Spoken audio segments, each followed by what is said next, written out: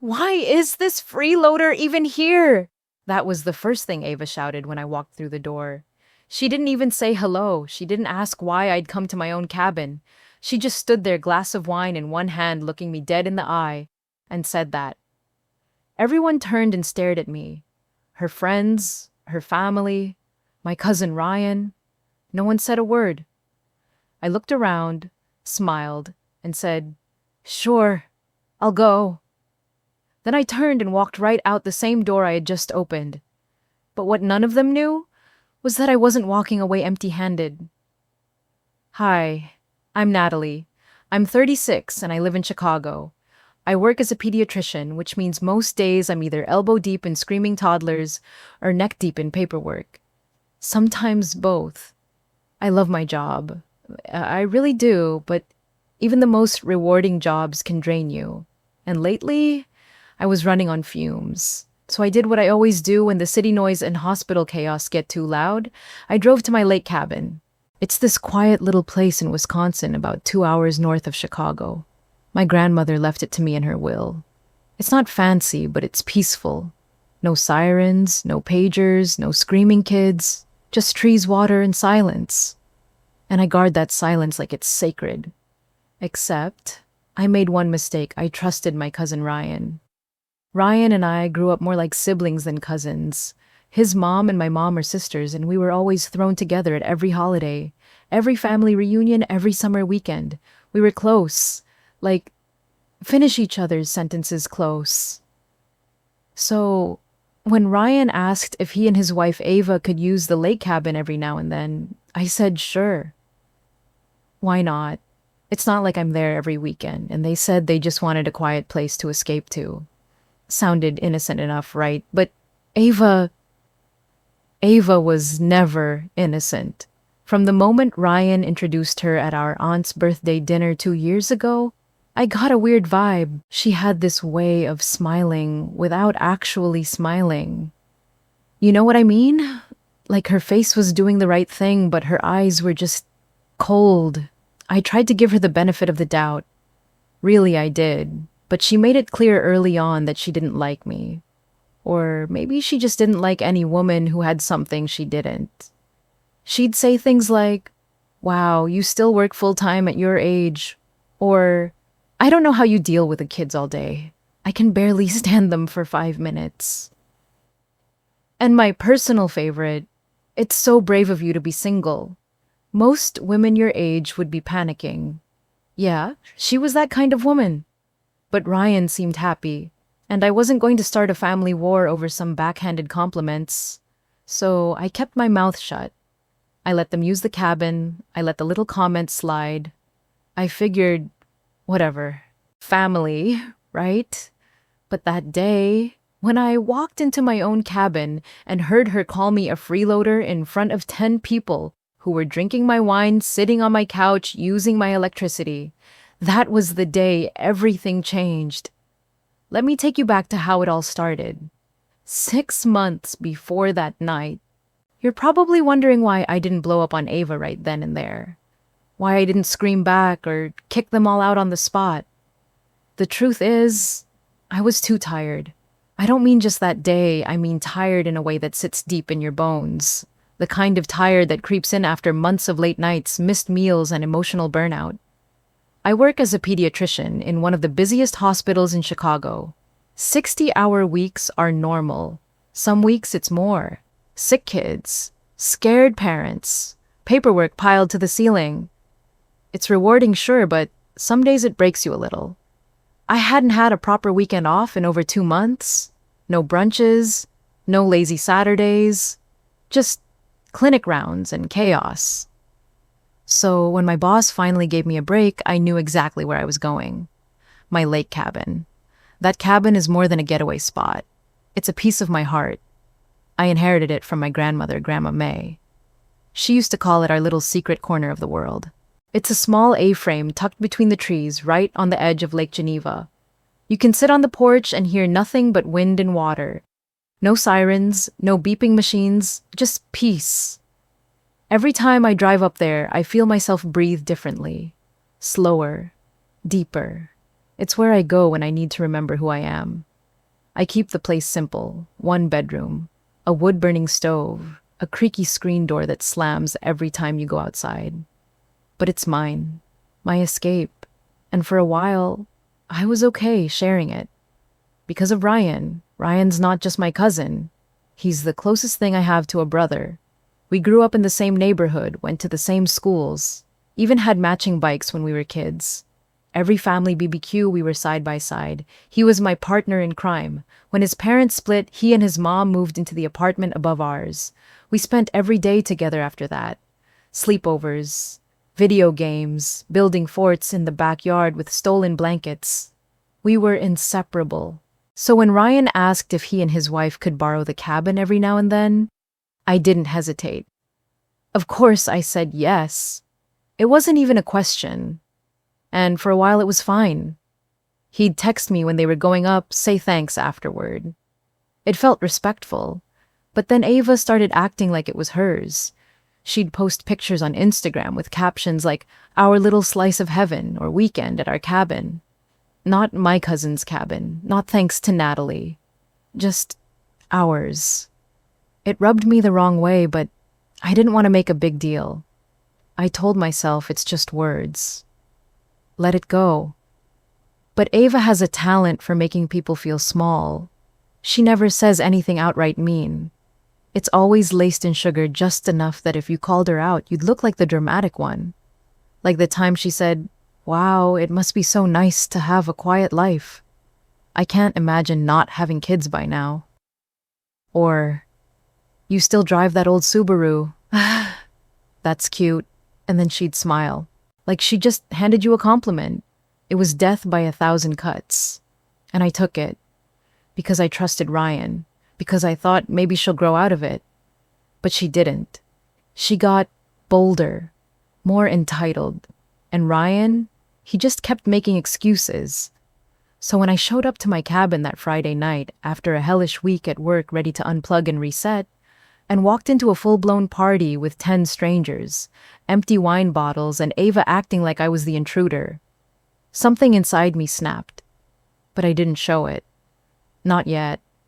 Because when you grow up keeping the peace in your family, you learn how to keep your face calm, even when your heart is on fire. I smiled. I walked out. And that's when I decided it was time to stop being the one who always gives. It was time to take everything back. That Friday evening, I didn't tell anyone I was going up to the cabin. I just packed a bag, grabbed a bottle of wine, and hit the road. I didn't even stop for gas, I just wanted to get away. I remember feeling lighter the moment I got on the highway. Windows down, music on low city lights fading behind me. I was picturing it in my head already, the stillness of the lake, the smell of pine, me curled up on the porch swing with a book and a glass of Merlot. But when I turned down the gravel road that leads to the cabin, I knew something was off. The trees were glowing with light. Not the warm, soft kind from inside the house. This was bright, chaotic light like a high school keg party. And music. Loud music. Bass pounding hard enough to shake the dirt under my tires. Then I saw the cars. 3 of them. Parked haphazardly in the little gravel lot I'd cleared by hand 2 summers ago. I recognized one Ryan's Jeep. The other 2, no clue. I pulled in parked and just sat there for a second. My heart was already sinking. Nobody had texted me. No heads up. No, "Hey, we're up here this weekend too." Nothing. I grabbed my bag, walked up the front steps, and instantly smelled it. Perfume, weed, cheap beer. Something had been fried too, maybe wings or shrimp. The whole air was thick with it. I knocked on the door. No answer. I knocked again louder this time. The music didn't even dip, so I used my key. The moment I opened the door, I felt like I'd walked into a different universe. There were people, strangers everywhere. Someone I didn't recognize was dancing on my coffee table. Ava's aunt or cousin or someone was flicking cigarette ash into a mason jar on my bookshelf. Beer bottles were scattered across every surface. And right there, Center stage was Ava, holding court in the kitchen, laughing with a drink in her hand like this was her vacation home. She was wearing one of my grandmother's old lake house sweaters. I know because I kept it folded in the guest room closet. She turned when she saw me. Did she look embarrassed? Not even close. Instead, she rolled her eyes and said, "Oh, look who decided to show up. The lake ghost herself." The music quieted just enough for people to hear her. And then she added, "This place is basically Ryan's now anyway. Why are you even here?" There it was, right there. The moment. I wasn't Natalie the cousin. I wasn't the doctor who paid for the electricity they were using. I wasn't even the legal owner of the deed hanging in the drawer by the front door. To them, I was the outsider. I didn't answer her. I just stood there staring at Ryan. He was leaning against the fireplace, drink in hand. He looked at me, and then looked away. Didn't speak, didn't move, didn't say a word. That hurt more than I expected it to. Ava kept going. "Ugh, why is the lonely leech even here?" she said to no one in particular. And suddenly, everyone was watching me like I was the one who'd crashed their party. Like I didn't belong in my own home. I could feel the heat crawling up my neck. But I didn't cry. I didn't yell. I did what I always do when someone tries to humiliate me. I smiled. "Sure," I said softly. "I'll go." And I turned around, walked out, and closed the door behind me. They didn't even try to stop me. As I got in my car, I could still hear them laughing. But inside, I was done. They had no idea who they'd just pushed too far. By the time I got back to Chicago that night, I wasn't angry anymore. I was clear. That kind of clarity doesn't come easy. It comes after someone makes you feel so small, so invisible, that you finally decide never again. I walked into my apartment, dropped my overnight bag by the door, and just stood in the kitchen for a minute. No music, no lights, just silence. Then I poured myself a glass of wine, sat down at the table, and called the one person who always gives it to me straight. Lisa. She's been my best friend since med school. No nonsense, no sugarcoating, just honesty wrapped in dry humor and sarcasm. When I told her what happened at the cabin, she didn't say I'm sorry. She didn't say, "That's awful." She said, "Okay, let's do the math." And we did. On a notepad sitting right there at my kitchen table, we listed every dollar I'd handed over to Ryan and Ava in the past 2 years. $12,000 for Ava's car loan because her credit was too low to get one on her own. $22,000 in rent payments for their apartment while Ryan was between opportunities. Then the big $130,000 for Ryan's so-called tech startup. A startup that turned out to be him and his old college roommate building a gaming app that crashed within 3 months. Plus, all the money I'd spent on fixing the lake cabin after they left it a mess, broken blinds, stained cushions, a cracked back deck board. That's another few grand. Lisa looked at the total and let out this low whistle. 70. Freaking thousand, she said. And they're calling you the leech. I didn't say anything. She leaned in closer and said, "You're not mad enough. That's your problem. You're too reasonable." But I was mad. I just don't scream when I'm mad. I don't throw things. I move. So that night after Lisa left, I opened my laptop and started quietly undoing everything. First, the rent. I logged into the bank account I'd set up just to autopay their landlord and clicked cancel recurring payment. Done. Next, Ava's car loan. I emailed the finance company and removed my name from the cosigner agreement. It took 2 phone calls and some paperwork, but by the next day, she was fully responsible for the payments. Then, the emergency line of credit I'd opened under my name but let Ryan use. I closed it. Lastly, I transferred all my savings into a new account. One, only I could access. And just like that, the faucet was off.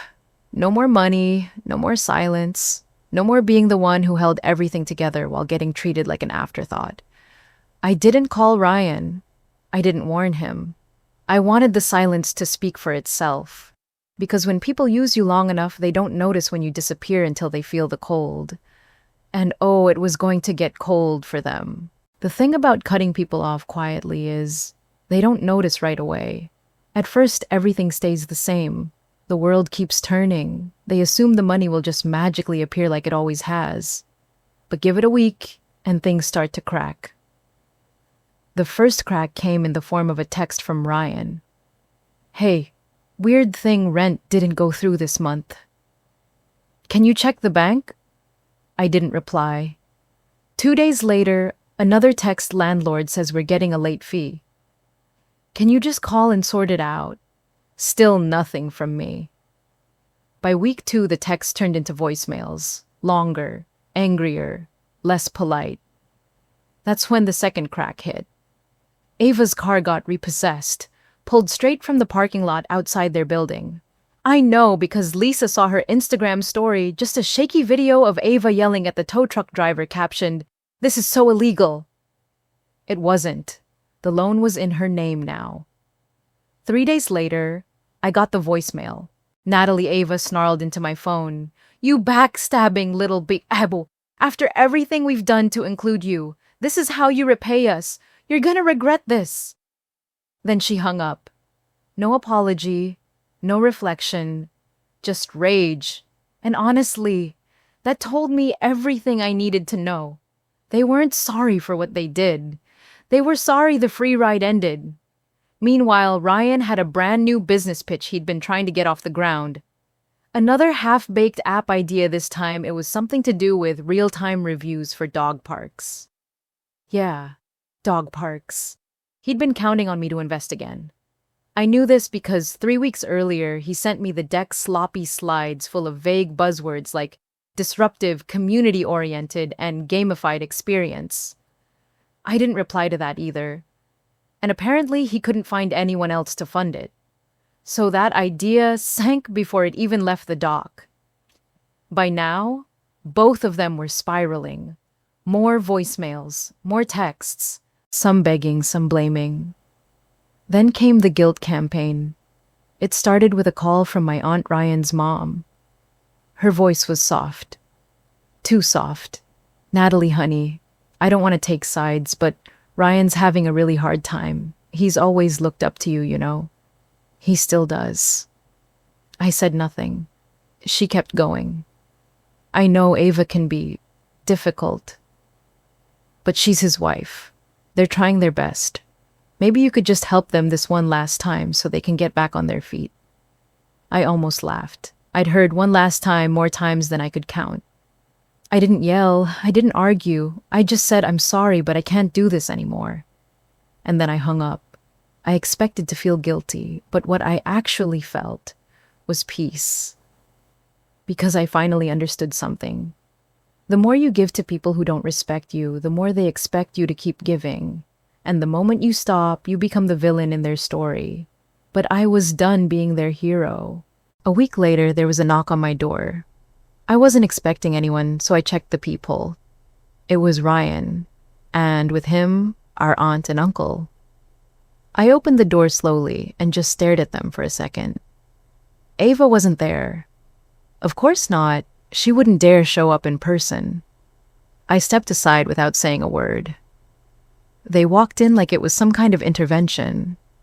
We sat at my kitchen table, the same table where I'd done the math, the same table where I'd ended their free ride. No one spoke at first, just awkward silence and shifting eyes. Finally, Ryan cleared his throat. "Natalie, look, I know things got out of hand. Ava said some things she shouldn't have." I didn't reply. He kept going. "She's willing to apologize," he said, like he was offering me a prize. "If you can just reinstate the rent and maybe help with the car for a couple more months, just until we stabilize." I almost choked. That was his pitch. I was supposed to pretend the last few weeks hadn't happened just because Ava was now willing to say, "Sorry, I didn't say anything right away."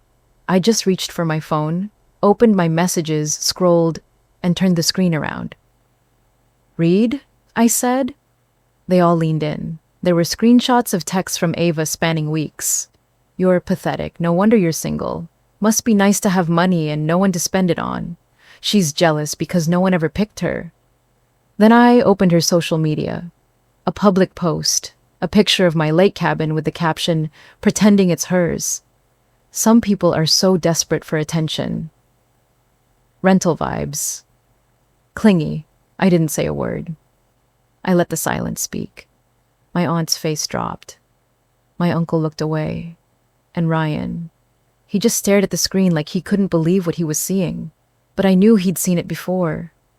He just hadn't cared. Lisa was on speakerphone, muted the whole time, listening from her place across town. I unmuted her. Her voice cut through the silence. Send all of that to the whole family. Burn it down. I smiled a little. Then I looked at Ryan and said, "That's your wife. That's who you're asking me to fund." He opened his mouth, closed it again.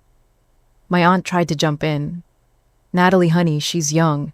People make mistakes when they're overwhelmed." I looked at her calm as ever. She wasn't overwhelmed. She was comfortable. Comfortable enough to insult me in my own home. Comfortable enough to drain me dry and call me a leech. No one said a word. So I stood up. "This conversation is over," I said. "You all know where the door is." Ryan looked like he wanted to say something, maybe explain, maybe defend her, but he didn't. He just stood and walked out. My aunt gave me a disappointed look as she followed, like I was the one breaking the family. But I didn't feel broken. I felt solid, and for the first time in years, I wasn't carrying someone else's mess. 3 months passed. I didn't hear much, no texts, no emails, no knocks at my door. Just quiet. And then one afternoon, my mom called. She didn't even bother with small talk. "Ryan and Ava are separating," she said. "It's official. They're done." I paused for a second, then said, "Good." She sighed like she wanted to say more, but didn't. She just told me Ava had packed up and left the apartment. Moved out with barely a goodbye.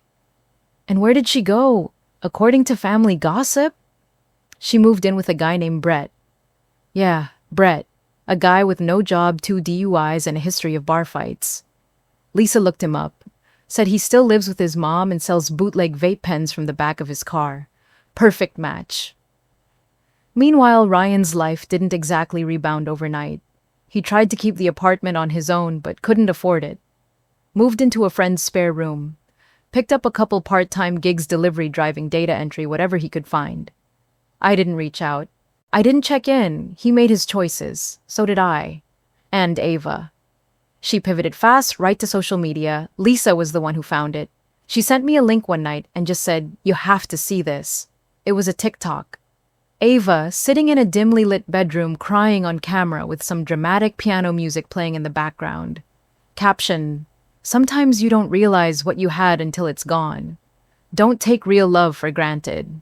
And then another one, a few days later. "Just because I messed up doesn't mean I don't deserve a second chance."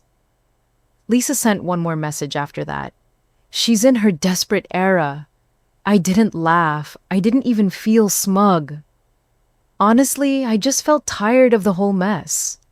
Then came the email. Subject line, "From one woman to another." It was Ava, a long-winded apology that never actually said the word sorry. Just lines like, "I didn't always treat you fairly, and I hope we can eventually find peace between us." The best part, she ended it by saying Ryan and I had something real. "I don't want to lose that. Maybe you could talk to him for me." I closed the email without replying. She didn't want peace. She wanted access, but that door was locked, dead-bolted, cemented shut. And Ryan, he surprised me. A few weeks later, I heard he got a new job, logistics coordinator for a shipping company. Decent pay, benefits, stability. Word was he was finally getting his life back on track. Slowly, quietly, without her. And for the first time in a long time, I thought, maybe he had a chance. Not with me, not financially. But for himself, he'd have to earn the rest. After everything, I didn't expect my life to bounce back so quickly. But once I stopped pouring money and energy into people who didn't value me, everything else started to grow. My savings account looked better than it had in years. I finally invested in another property. Nothing big, just a modest two-bedroom rental in the city. I'd been thinking about it for years, but always put it off. Mostly because I was too busy supporting someone else's dream. Now I was building my own. I even started sleeping better. And then one night, Lisa invited me to a small get-together. Nothing crazy, just some friends of friends, a backyard fire pit, a couple bottles of wine. And that's where I met Marcus. He was quiet, kind, thoughtful in that way you don't see much anymore. Turns out he was a fellow doctor orthopedics. Lisa later admitted she had planned it. And for once, I didn't mind. We didn't dive into anything fast. Just conversations, coffee, walks. It felt easy, safe. Something about Marcus felt different. Like he wasn't trying to fix me or impress me. He was just present. And that was enough.